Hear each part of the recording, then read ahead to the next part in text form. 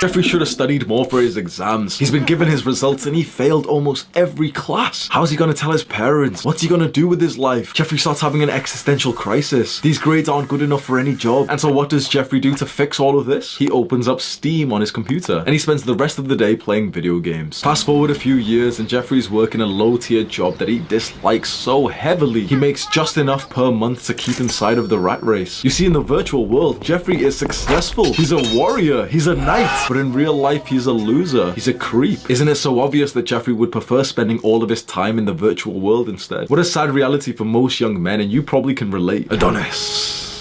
Adonis has built up a fantastic life through hard work, discipline, and consistency. Adonis was promoted to become the tribe leader. That level of responsibility and leadership feels so incredibly fulfilling to him. Adonis lives the ultimate male life. He lives the life that all men, whether or not they have the confidence to admit it, actually want. And that's because Adonis reserved all of his brain power, his energy, and his time for his accomplishments in the real world. Adonis has noticed more and more young men being consumed by these weird rectangle screens. It's strange. Why do they grind in these video games when they could grind in real life? You and I both know it's an absolute fact that video games attract losers. The truth is that something has to be lacking in your real life to be sucked into video games. Now take a second. The majority of video games are targeted towards the young male population. What do the majority of young men in schools, colleges, universities, or low-end jobs, what do they lack? They lack intimacy, love, relationships. They lack status. They lack a feeling of brotherhood and connectivity and friends. And they lack feelings of accomplishment, feeling successful. Video games offer all four of these things in a very quick manner. These things that young men want can take years, even decades to get. But in a video game, in the virtual world, you can get feelings of these in just a few hours. Do this right now. Use your empathy to really feel what like a young man, like some 18-year-old man, feels when he's drawn into video games. He feels inadequate in the real world, like things are missing. But then he's offered this virtual world where he can get everything so quickly, and so he plays the game and he plays for a few hours and it feels so addictive. His dopamine's being spiked and he feels so happy and he feels so proud and so excited. He spends 3, 4, 5 hours playing this video game, and now when he logs off for the day, his life is kind of worse. He just spent 5 hours sat down on his crusty black computer chair. He ate shit food like snacks whilst he was gaming. He had important work to do which he's procrastinated on. Now technically all of those negative things should really make him feel so motivated to say, okay, I'm not going to play video games, I'm going to focus on the real world. But what seems to happen to a big percentage of men is that those extra pressures, like, oh, they've procrastinated from their work today, actually draws them back to the video game because it's so comfortable. Till eventually his life in the virtual world is so much better than his life in the real world. In the video game, he's a dragon slayer. He has a clan of people who rely on him. But in the real world, he works a shitty job and he doesn't like his life. So it can be so easy for this young man to just start spending all of his time in the virtual world. And this is probably what you've experienced yourself, because we're talking about this young man, but the young man is you. The young man is me. When you put a face on the consequences of video games, it starts to get quite dark because you realize that the motivation that you've had to achieve something with your life, to level up, to get ready to become a father, to provide and protect for your family, that motivation has been stripped away from you and redirected into video games. And the Jeffreys around you will try and convince you that, no, you're the problem. It's your fault that you get addicted to them. They've been made to be addictive. It isn't your fault that you're addicted to video games because they've been carefully designed to be addictive. You're the victim here. And then the Jeffreys might say, oh, well, if you just play 1 hour a day, then it's okay. It's never 1 hour. Come on, if you've been a video gamer, you know 1 hour is not enough. You know that it takes like 5-10 minutes to even like get inside, like get into the game. And you have to wait 20 minutes for your dumbass friend who's making food. No one is playing 1 hour a day. Answer this question right now. Do you want to become successful? Because if you do, there's one thing that you really need to start implementing. Long-term thinking. Don't think about the outcome of just today. Think about where your life will be 5-10 years down the line when you make that decision. Visualize yourself quitting video games and see where the trajectory of your life would go. It would change so significantly. You would save so much time, but also like mental energy to put in more productive things. Now visualize if you cope and if you lie to yourself and say that 1 hour a day is fine. Visualize the future of your life of 10 years of doing that. Your life will become very, very different depending on your choices. When you're a young man, every choice that you make will lead to a very, very different life. Make sure that you choose right. If you have decided to quit video games, there is an obstacle that you will face, however. The transition into the real world. Because you see, in the virtual world, you felt like a legend. You had so many achievements. And so when you do finally quit, it's like you've lost that sense of status and progress. And it's like you're a level 1, but in real life again. That feeling of being a loser in real life usually pushes that guy who just quit video games to go back to video games because he realizes his life isn't that fun anyway. You must feel that discomfort of being a level 1 noob IRL and push through anyway. Do the hard work, especially when you don't feel like it.